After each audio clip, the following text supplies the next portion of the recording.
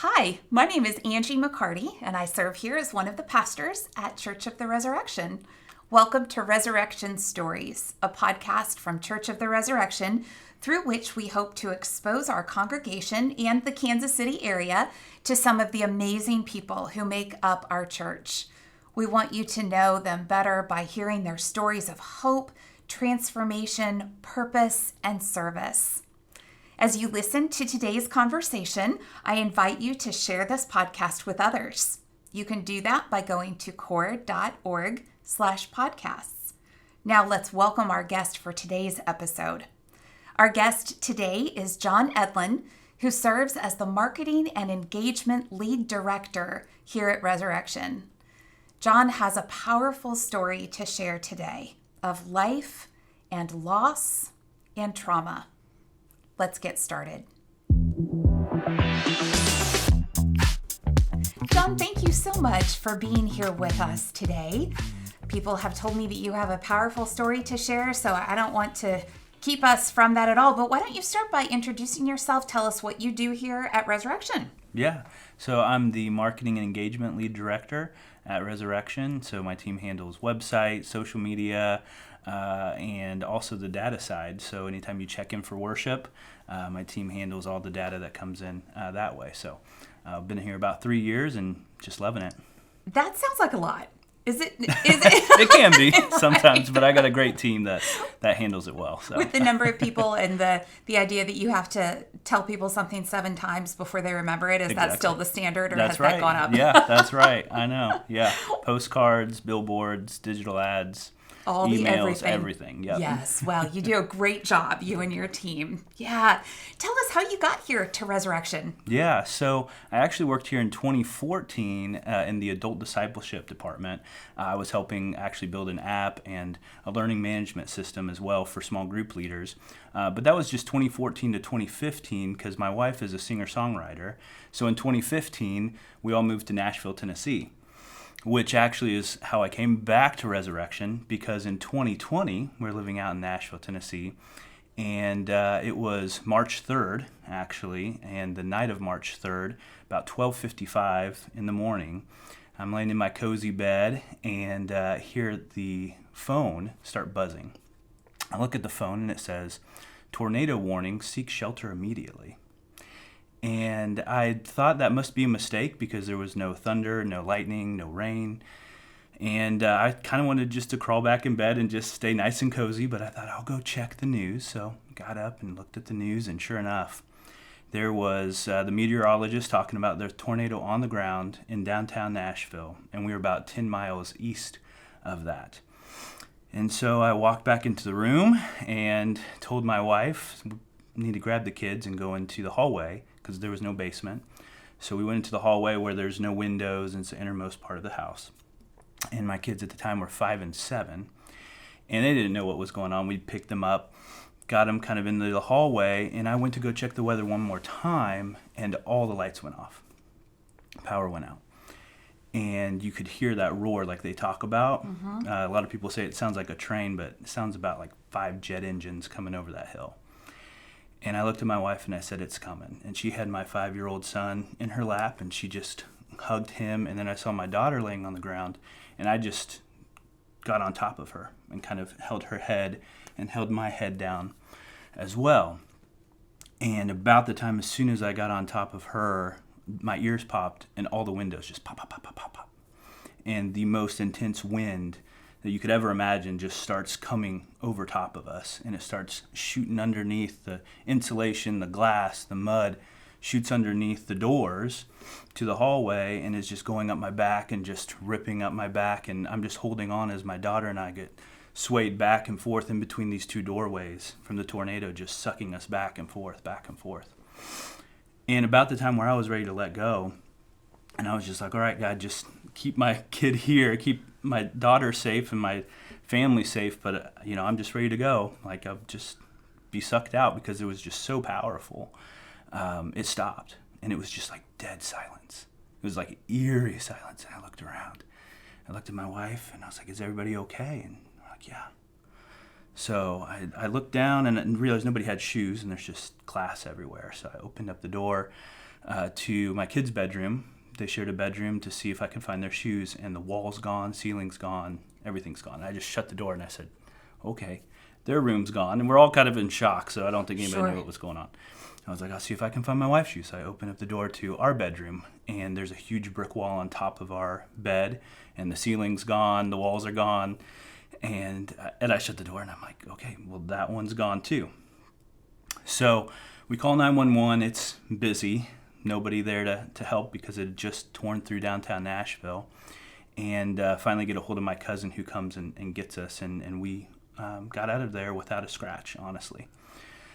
So that's the long way of saying how I got back to resurrection was my doubts with God at that moment, as you can imagine. Of course. So say more about that. Yeah. So when you go through a traumatic event like that, and you're a Christian, and I thought I had a great foundation and was ready for anything that God threw at me, I think something like that you can't process, you can't really understand. And then you have other Christians who maybe are telling you some things to try to help you understand it, like, what's God trying to get your attention? You know, why do you think this might have happened to you? And I got very, I was just like, that can't be right. And then everything happens for a reason. That's right. Yes. That's right. Yeah. Those types of things. And then some, just saying like God saved you was a hard one for me to handle, because this tornado was on the ground for 60 miles and it killed 25 people. So why did it save my family and not the family down the road? And I felt like anytime I would say that if I was a family who had lost somebody and I was watching TV and somebody said, God saved me, I would be like, why didn't he save me? And also, why did it even hit our house at all? Because we lost everything, and we were in the hotel 2 days later. It's my daughter's 8th birthday, and she's got nothing. And so it's just like, why? Like, why do we have to go through this? Which is such a natural question. Exactly. So normal. And we want answers. That's right. But I didn't know it was normal, because the way I grew up, I didn't feel like it was okay. Yeah, tell us about your faith background. Yeah, so grew up always going to church, and just kind of had an understanding of God that he would just always take care of us. And, as long as we prayed and kind of did the right things, like we'd be good. And so, yeah, that really shook me, because it was a different picture of God than I'd ever seen. So I was kind of done with it. I was kind of ready to be over. And I would imagine you were doing what you were told to do. Mm-hmm. You were living in a faithful way, and this still happened. So how do you reconcile those Yeah, it beliefs? Wasn't like we stopped going to church or stopped doing devotions or did anything where we would deserve something like this. Right. And so I kind of went through this part a year after where I was like, well, I'm not going to do devotions, and I'm not going to do anything because it doesn't matter anyway. And that was about the time I got a call from a friend, actually from Resurrection, from when I worked here before. And he said, how are you doing? I said, tell you the truth, like, we're starting to rebuild, which is nice, but my faith is I'm just done. And he's like, I'm sorry to hear that. I totally understand. It sounds like you have a lot of doubts. And that's okay to have doubts. And here's a book by Adam Hamilton called Why. And I read that book, and it made me realize that I could doubt and still have faith, which I didn't know. And so that brought me back to work here at Resurrection, so I could wake up every morning and give that kind of hope to people who might go through something like this, have doubts, and feel like they need to be done with the whole thing. But then they see one of our sermons, or they read one of Adam's books, and they realize, they can have faith and doubt. And so that's what wakes me up in the morning, gets me excited about doing marketing here and engagement here, is that people can understand that kind of faith. What do those doubts sound like to you? What were you saying to yourself? What were those specific doubts? Yeah, there was a lot of anger of, why would God take away everything that we own? And then also, why would he allow people to die? This is not, because a lot of times we would say, well, cancer happens because of chemicals in the air, or it's man-made kind of stuff. And I think Adam does a great job in his book saying that there are things that are just part of creation that do happen, that don't have anything to do with man-made issues, and we just don't understand, and that's okay. you know? We remember when insurance policies talked about acts of God. Yeah, exactly. Which implies that God was causal. Right. In your trauma and in others, in other natural disasters. What do you say to people who would say God was causal in this? Right. Because that's a way of thinking right. that we encounter. I think I would say that maybe he is, maybe he's not. Like, I don't know. And that's okay. Like, there's just, not knowing doesn't mean that you have to throw everything out. Not knowing is just part of life. And a part of faith. If you, let's pretend that you were speaking with someone who had just experienced this, something similar, and you're sitting with them, how would you relate to them? What would you say? Yeah, I would have so much empathy for the fact that the God that they had in their mind is no longer there. It can't live there anymore. That God that I woke up and did devotions with every morning and prayed to every day is not the same God after this experience. And I would say, and that's okay, because you know what? He's actually a bigger God than you imagine. Not because he saved you from something or because he did this or did that, but just because he's so mysterious. And that's okay. And that's a bigger faith and a bigger God than I ever imagined. I have this image of that smaller faith putting God in a box, a very nice, neat construct where if you live this way, then this will happen. And I think Kate Bowler talks about that as the prosperity gospel, that we often internalize and don't even realize we're telling ourselves that. Yep. And then after this experience, God was magnified. God came out of that box. That's right. That's right. Yeah. Years down the road now, 4 years later, how are you and your family? There's still storm anxiety, understandably. Sure. Nice thing about Kansas City is there's a lot of basements. So we might have a lot of tornadoes, but we have basements. So just 2 days ago, we had a tornado kind of cell that went over our house, and we were all in the basement just watching a movie, and we were all okay. And it wasn't something like, is God going to hit us with a tornado again or anything like that. It's just like, these are the facts. Tornadoes happen, and we know what we can do to be in a safe spot so that we can, be safe in these types of things. And so that's kind of where we're at is working through some storm anxiety, working through all those things that come with going through a traumatic event like this. But then also, my wife and I get excited when we talk to our kids about how big God is and how different he is than the way we grew up. Because we both grew up the same way. And we both were on this journey together of like, wow, okay, this is a different God than I thought. And our hope is that our kids see a bigger God than we believed before this event.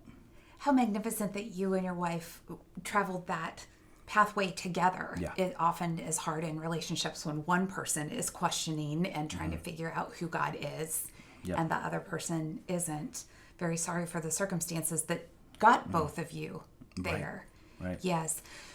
We've talked a lot recently in church circles about trauma-informed care and trauma-informed pastoring and becoming educated on the specific markers that people with trauma experience. And I wonder, can you imagine what that trauma-informed care from a church would have looked like for you and your family? Yeah, that's a good question. So the care that I got was actually from my barber. I had a barber. I don't have much hair, but he would take care of my beard. He had a very important job. Yes, and that's a lot of work.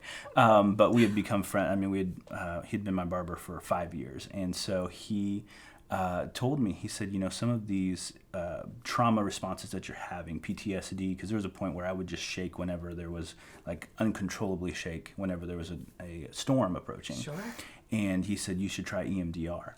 And I'd never heard of that before, and I'm not even sure it was allowable in the Christian circles I was in. Well, and if you explain EMDR, or anyone explains it to you, I know when it was explained to me, I thought that's just whack. Yes, that's exactly. But you're at the point where you're like, but I'll try anything. And so, EMDR saved my life. Well, there you go. Me too. I mean, me too. It was incredible. And so I think from a church response is letting people know those, because we were at a church and that was never brought up. It was always like, you just need to trust more, go to a counselor that's going to help you get your faith back. Pray about it. Right. And I just that's not what I wanted. I wanted to be able to unlock the trauma that was making me physically respond.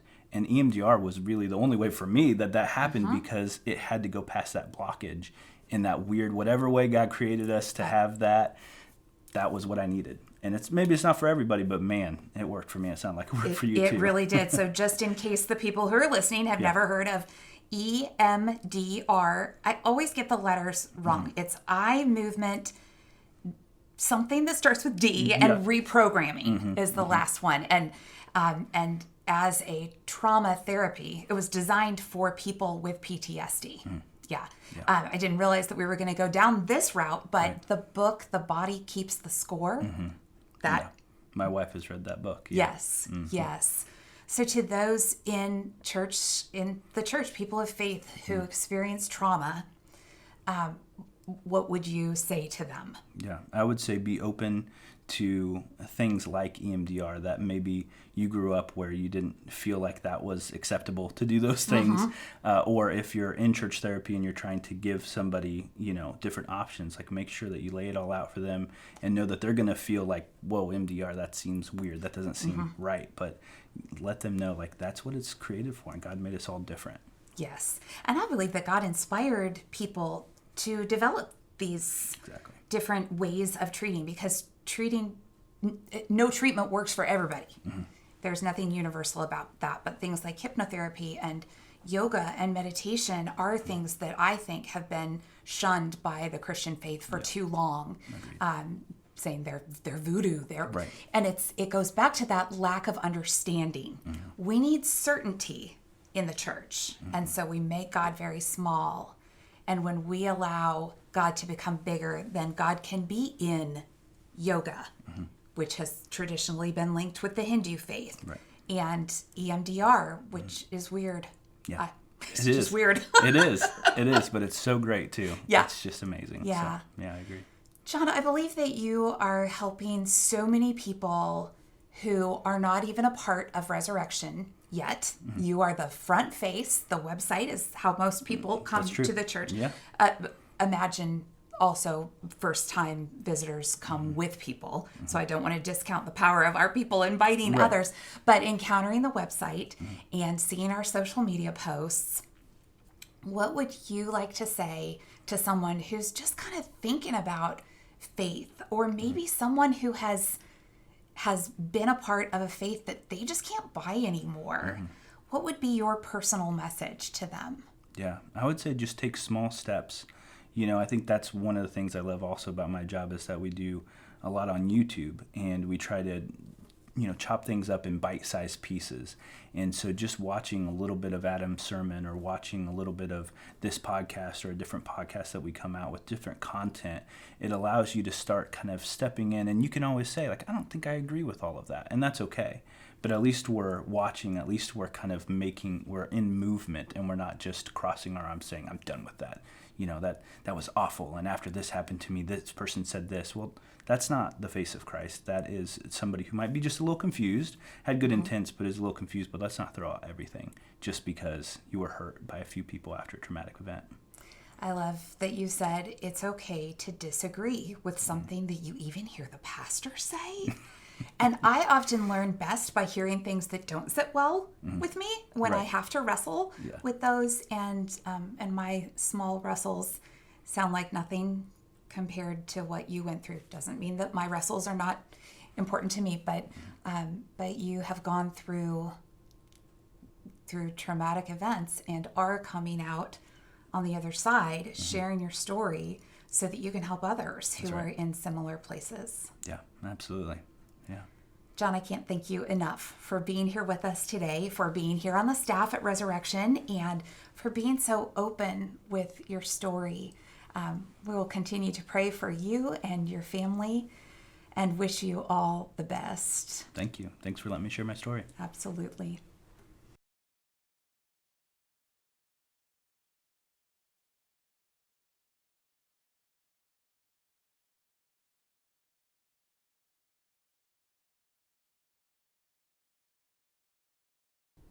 Thank you so much for being here with us today. I hope that this message of faith and doubt and struggle has spoken to your heart. I hope that Jon can remind all of us that doubt is good and that we are allowed to question here at Church of the Resurrection. Don't forget to share this podcast. You can do that by going to core.org/podcast. Again, thanks for being with us today.